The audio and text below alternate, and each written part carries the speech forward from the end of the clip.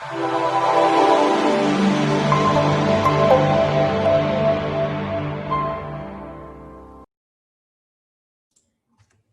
everyone, this is Robert Keynes with goldsilverpros.com, and it is Thursday, August 27th, 2020, and here is your metals market report. Let's go ahead and get started with the data. We still have a falling gold and silver price, as you can see here. Gold lost $23 on the day, silver 35 cents, and they're falling back towards support. So let's look at the charts. You can see that gold is testing the 1900 line here, which is a previous high in 2011. It looks like it'll probably either test that, we'll probably see it bounce off and then maybe come back down. If it comes back down a second time, it'll probably pass through, and we'll explain why that is the case on the volume charts. As we look at the volume, it's pretty anemic for the trading months, August, September, October. There is some hope in October for maybe some delivery to occur on the market and for the longs to come in and bid that gold price up. There's about 63,000 contracts of open interest. So far, a total volume traded of 18,325, but we don't have the heavy volume that we saw back in July, which really propelled the gold price up. So we're really waiting on December to see where the gold price is going to go. As I've stated many times, I think that will be decision month for gold, and actually I think October is to a lesser extent. As you can see here, the gold price on the longer chart testing the previous all-time high. If it falls through that, if we have weakness until December because there's not a lot of physical delivery and it's just paper trading, and there's a general lack of interest as we see here in September and October, and there'll be no contract traded in November, then we could see it test the 1800 line. I don't think it'll go below that. Could go below that, but I don't think that it will. And that's just basically what the trading numbers are telling us. So not a lot of hope for a strong gold price right now, unless we see a black swan event occur in the market. A couple of black swan events I would look at were any sort of banking system default, like a Deutsche Bank or some American bank that has trouble meeting their cash needs, and it comes out in the news, and maybe the Fed or somebody else has to come bail them out. That could set off a Lehman-style panic in the banking system. We also we need to see what's going to happen with the virus and whether or not we're going to have the quote unquote second wave as we get closer into the winter timeframe. If we do, that could continue to affect local economies and may push a lot of people off into gold off of other assets, because the economy will be deflating and continue to deflate. Also, because of what's been going on since March in the economy, not only in the US and worldwide, there's been a lot of short-term debt paper issued. Especially in the US, a lot of short-term treasuries have been issued to pay the bills, to pay the stimulus money that's come out from the administration. Those are short-term and have to be paid back. So assuming tax receipts are probably going to be down, everything from sales, property tax, and income taxes due to the 40+ million unemployed workers, that means the Fed will probably have to print our way out of it, which could be inflationary. If for some reason the US gets close to defaulting on that debt or has a major sovereign debt issue, that could be another black swan that could push up the gold price between now and December. I don't know what the chances are for any of those happening. Of course, we still have the election to come. So I think the Fed and the politicians are going to try to hold court for now and not allow anything to crash the economy. But we'll see what will happen. But I think it's more than likely that the gold price just continues to drift down on general lack of interest in the contracts. The September, a little tepid interest here in October could push it up a little bit, but I anticipate we'll probably fall back down through 1900, maybe somewhere between 18 and 1900 as we get to December, and then we'll see what happens. If the longs come in and decide that they want the physical gold, that'll completely change the market. Wanted to make a note here about a couple of comments that people have been making on the videos about me saying it could go sideways, up or down, and not being able to predict the market. And that is true because you have thousands of different participants in the market, actually millions of different interests represented by thousands of different people, represented by a conglomeration of hundreds of different actual traders that have the approved accounts to trade on the COMEX. And so it's not possible for any one person to know what all of this decision-making going into the market is and what's going to happen to the gold and silver prices. All that we can really do is look at the trading from day to day, month to month, and then we can look at the fundamentals, because the trading data tells you what just happened or what is literally happening in the market in terms of volume, open interest, and where traders are at. And if you look at the COT reports, remember I did these color-coded charts for both gold and silver back on Tuesday. You can look and see who's going long and short. In gold right now, it's the commercials. I'm sorry, the swap dealers going long in gold. The swap dealers are the bullion banks and the interest that they represent. Everybody else is short. The producer merchants are shorting because if the price the producers, if the price falls, that taking a short can offset some of their price risk getting into the market. The managed money is going short, so they believe that the price is going to fall. The managed money are going to be like the hedge funds and financial traders, and they're hedging their downside price risk for any physical positions or other paper positions they may have. The other reportables are also short, so almost everybody is short the gold market right now. Everybody's expecting it to go down for the same reasons that I anticipated, and I think it's quite possible that we see the gold price just drift a little bit, unless again we have a black swan. And again, that's the best that we can do. We can just look at the data and predict what we think is going to happen based upon the available data. But the traders look at the fundamentals just like we do, and they make their decisions, but everybody looks at it differently. If you look at the way everybody looks at the market, the producers look at it different than the merchants. The bullion banks look at it different than the managed money. So it's the conglomeration of all of those millions of different thoughts and decisions that go into making the market. And there's no way for anybody to predict it. All we can do is look at the data and understand the fundamentals and make, reasonable assumptions about what we think is going to happen. But just looking at the trade data and looking at the fundamentals, unless we have a black swan event in the economy or something very serious happen in the economy, I don't see gold price really getting back up over 2000 in the short term. Now, in the election, if the Democrats win and they start talking about some of their spending programs, that could be bullish for gold because it'd be trillions of new debt created. They're also talking about getting rid of all fossil fuels and going to all quote unquote green energies. That would fundamentally reshape the economy. I think you'd see a flood of people go into gold if they actually try to implement that for safe haven and to see what's going to happen. Now in silver, we also have to drift down. We've tested the 2650 resistance line here 3 times, 1, 2, 3. And we've stayed above it the 3rd time here, but if we test it a 4th time, I think it's going to come back down and retest as 2450. And that's because the volume on silver is a bit light as well. There's nothing really in the August contract, and we're almost through August anyway. And September, which I thought was going to be a decision month, is turning out maybe not to be a decision month because earlier in the month, we were looking at 80,000 contracts of open interest, and actually more than that. I think it got up over 100,000 at one point. Now it's down to 29,000. So people are rolling out of their September silver positions into December. You see an increase in the amount of overall December contracts. I think it's up from 100,000 to 137,000 just within the last week and a half. So I think what happened was back in July, we had the big boost, a lot of open interest, a lot of people taking delivery. If you remember my July videos, as August has worn on, people aren't taking delivery. And so if we look at who is long and short in silver, the only person long in silver are the managed money. The producer merchants are short, the swap dealers are short, the other reportables are net short of the most recent August data. So the managed money are financial traders, and they make paper bets. They probably aren't going to want to take possession of a bunch of silver bars. There may be a few in there that would, but usually that'd probably be the large investors and other reportables. The managed money is probably going to sell for cash.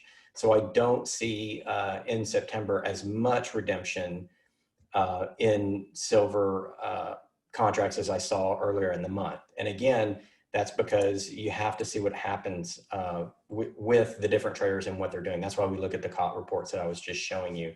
And we've just had, a 65, 70% reduction in the open interest. And basically what that means is everybody that was going to stand for deliveries already stood. Based on this 29,000 open interest, we only have about another day or so to kind of clear out of that. So I think there's still going to be a decent amount of open interest in September, and they can start delivering contracts. We'll start getting data on delivered contracts for September tomorrow. They can start delivering them today. I expect to get those notices from CME Group tomorrow. So we'll look at tomorrow's data and Monday's data, and then Tuesday's video will tell you how many people are standing for delivery. Given the open interest, I don't think it's going to be as much as we thought. So September, I thought could be a decision month, but again, it's not long standing for delivery. If you go back and look at who's doing it, it's the managed money, and generally the managed money, they just trade the paper. They don't want the silver. The merchants will take the silver, swap dealers will take the silver. Some of the other large independent traders may take the silver. The managed money almost never does. So that doesn't look incredibly bullish for silver. And again, that's just a reversal of what we were seeing before. And that's the way markets go. And we look at the data, and we should expect silver basically to drift back down. Again, unless there's some black swan event. or in the case that the merchants are coming in needing silver. So what we saw after March, what in the supply chain issues with the precious metals, as well as a lot of other things, is I think in July we had people coming into the silver market take physical delivery, manufacturers taking physical delivery. They're probably also making deals with mines for any inventory they had from their mining operations prior to March. But that's already occurred. And going into September, I think everybody feels as though they have their inventories, and that's why the people that are looking for delivery are vacating. So it looks like December is going to be decision month for both gold and silver, and that kind of lines up with the fundamentals: the election, whether we're going to have a second wave of the virus, whether there's going to be any debt issues from all the short-term paper the Treasury is issuing to cover the stimulus programs. Those are three things I look for leading up to December, and depending on what that news is going to guide those traders into their direction and how many longs are going to come in and take the physical delivery. I still expect people to take gold physical delivery because remember, we looked at that chart last week. Since the COMEX started trading, it's razor thin on registered gold, which is gold eligible to be delivered against a futures contract, and most of it's being stored in the warehouse, which means there's not a lot left. So I expect the race to gold to continue to go on. I still think that there's a gold squeeze forming, but it's going to take several months. Whether that gold squeeze really empties out COMEX of all the gold in December, I don't think there's enough open interest here yet to do that, unless a lot of people come into that December active contract between now and December. It's possible. Again, that'll largely be driven on the news. If we have some sort of black swan event or some sort of major economic issue, or the election swings a different way than people think, they could flood into gold and take delivery. Silver, if gold rises again, look at what happened. Silver falls, gold reaches all-time highs, and silver will back out to look at the 12-year chart again. Silver gets up to almost 30 and stops. So it hits this resistance line. And, the gold getting to 2000 was enough to get silver to 30. If we have another issue which drives people into physical gold on the COMEX and it gets above, say, 2100, 2200, then I think silver is going to pop 30, maybe go 32, 34. But it's looking like that's probably not going to happen until December. Again, just based upon the volume numbers, there's weak volume in September and October for gold. I mean, a decent volume in October, not much. I think that'll keep gold range trading, but I don't think gold's going to come back up and challenge 2000 again.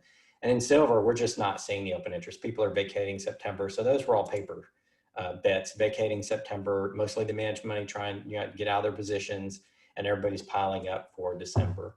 So that's just, the way the market goes and what we're seeing. So just expect some drift in gold and silver till then. No, new all-time highs, not falling too much. Gold may retrace back down to 1800. Silver, at this line here, let's look at silver and what it could come down to. Maybe it comes down to 24, even possibly 22 on weakness over the next couple of months. Not a big deal.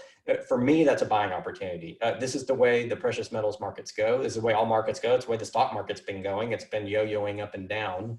So certainly gold and silver aren't the only ones. And, until another event comes along that pushes these up, I think that's going to happen. What's going to happen? It's a physical buying opportunity. So go buy it. If you feel like, there's the volume there is, and the prices are telling you it's a buying opportunity. I think it is. I wanted to go back over the delivery reports. I haven't covered this report in the last few videos, but these are the actual delivery notices. So this is the physically delivered silver. Remember, the vast majority of trades on COMEX are paper, but the physical deliveries really drive up the price, have an amplification effect. And as you can look, as the month's gone on, people came in at the beginning of the month and really took a lot of contracts out. And then it was kind of strong for the first 8 to 9 days, and then it's really just died off. There's a few contracts coming in here and there, and that's why the gold prices tended to drift down a little bit, because you haven't had those physical deliveries. If we go down to silver, it's basically the same thing. We had a decent amount coming in at the beginning of the month, 475, 219, 218 here at the beginning of late July and beginning of August. And then now we're down to 4 contracts, 1 contract, 3 and 12. So again, not a lot of physical deliveries. And again, in silver, you see people vacating the open interest and putting it into December, and then even building up March. So they're starting to build their forward bets on silver. Now, one real quick note about how gold and silver contracts work. There are about 6 openly traded contracts every year. That's why you don't see one for every month. And it's basically even numbered months, and then about every the next 3 months are open contract months. And so it adds up to about 6 a year. And, people can rotate in and out of different contracts. It goes as far as 5 years or 60 months. So if you want to buy futures contract 5 years from now, you can do it. It's generally thinly traded, as you can see. As you go forward months, it's thinly traded. People don't make bets more than about 5-6 months in the future, about 6 months, I would say, on both of these. So you see some volume here on March, a little bit in January, but usually they put in their bet about 3 months ahead of time. 3 months gives some ample time for people to make their bets on futures and to make some money, because if you're just doing it in the month you're in, there's less chance for a movement or an event to happen. So less chance for making money on your futures bet. So that's basically the way that works. I wanted to clear that up. Now I wanted to go into the news, and I'm going to go to Bloomberg, and this is back on April 1, 2020, right after the panic began in March and people started getting back into gold and then eventually into silver.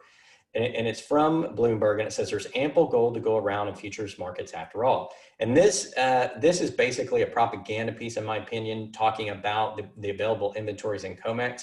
And I want to show you the chart that they're using. They're talking about these ample stockpiles and how these stockpiles have gone up from 1.5 million to 3.5 million troy ounces of gold this year, from March, basically about mid-March to the end of March.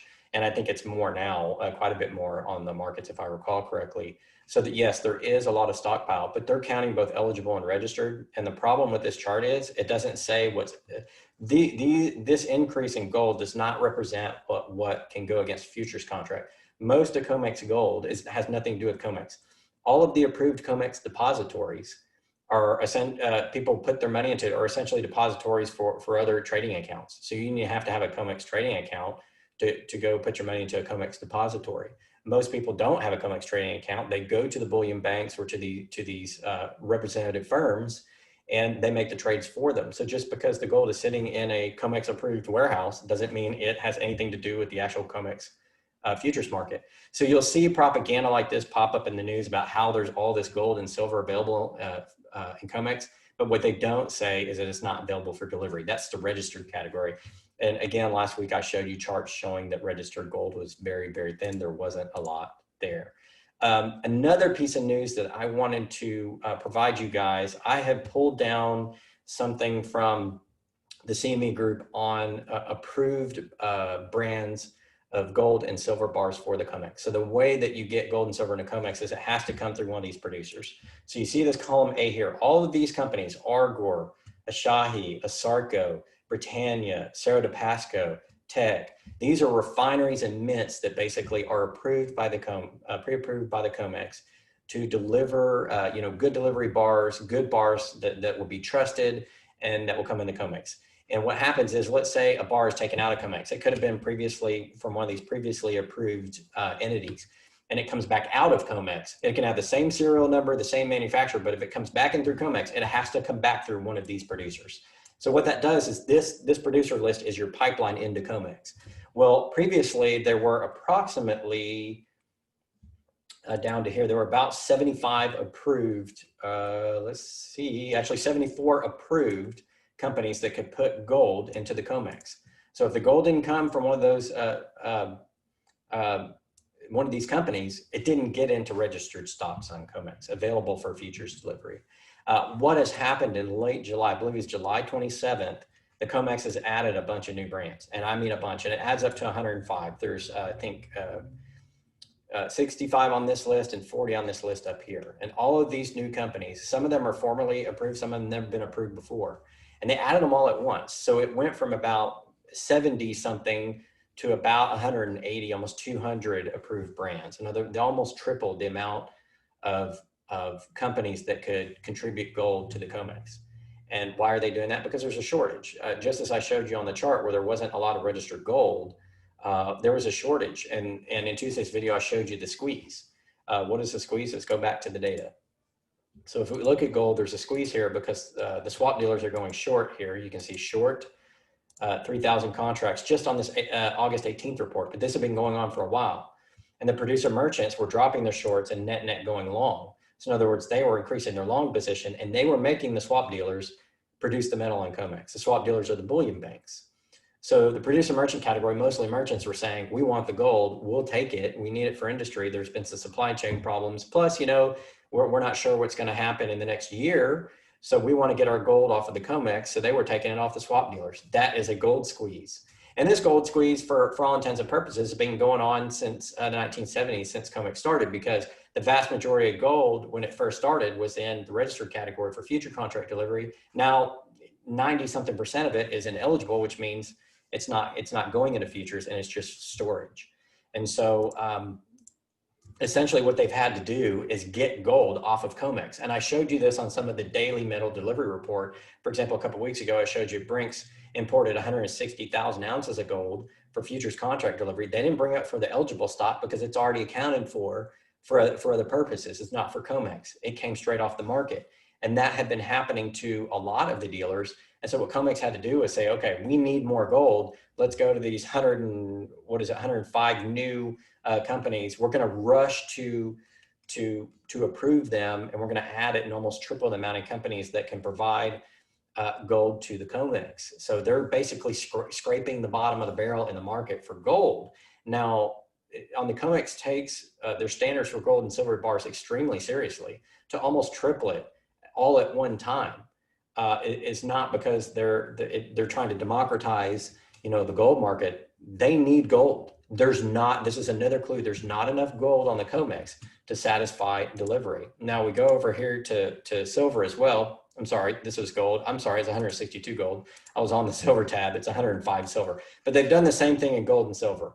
162 new on gold. You had about 69 there, so you got 250. And then silver, you went, from the 74 to about 180. So in each case of gold and silver, they almost tripled the amount of brands that can put gold and silver on the market because there's a short squeeze in both. And remember, I told you that there was a short squeeze in silver that had already been occurring. Why is there a short squeeze in silver? Let's look at the COT data. You had the managed money going long and everybody else going short. But look at the swap dealers are basically trying to drop their shorts like crazy. So the managed money was, and the producer merchants were coming in and had been taking silver off the market for a long period of time. And the bullion banks basically, with all their short positions, were forced to deliver it. And what's happened is the bullion banks can't find the silver either. So I think the short squeeze had been going on since earlier in the year, the June, July timeframe. The gold squeeze started in August, but it's continued up, started in July, but it's continued through August if you look at the metal delivery report. So while gold didn't have quite as much immediate squeeze going on, that squeeze has intensified. So the squeeze basically means you're squeezing the shorts. You put in these short paper positions. The long comes in, wants delivery. They squeeze the metal out of the shorts until there's not much left. That's going on in both gold and silver. So what does all that mean? Let's put all of this together and talk about what we think is going to happen. At the end of the day, both December for both gold and silver is going to be sort of a decision month. We've got a lot of things to get through before that decision month. All the fundamentals I talked about, presidential election, the virus, the debt that the Treasury has taken on for stimulus. It's all short term. It's not 10 to 20, 30-year debt. It's short term. They're going to have to pay back and with less taxes, so they're going to have to print. All of those things are going to contribute to people making their decisions about gold and silver in December. And you're having these squeezes in the liquid metal on each of these exchanges occurring at the same time. So they're adding all of these refiners at the last minute in both gold and in silver to scrape the market for any gold and silver that's left. All that's adding up to at the end of the year, I think, is potentially extremely bullish for gold and silver. I doubt that the economic situation is going to get any better. So there's a lot of shorting and not a lot of physical delivery in gold and silver in December. Also the seasonal trade in gold, where a lot of the Asian nations come in and try to get the gold off the COMEX also because for their ceremonial purposes in India and China, you got 2 billion people there that use gold and silver in their ceremonies and in their culture. So the last quarter of each year, you see a lot of seasonal gold demand. You see the economic issues we have. You see the squeezes going on in the available physical gold and silver as evidenced by all of these new companies they're bringing on.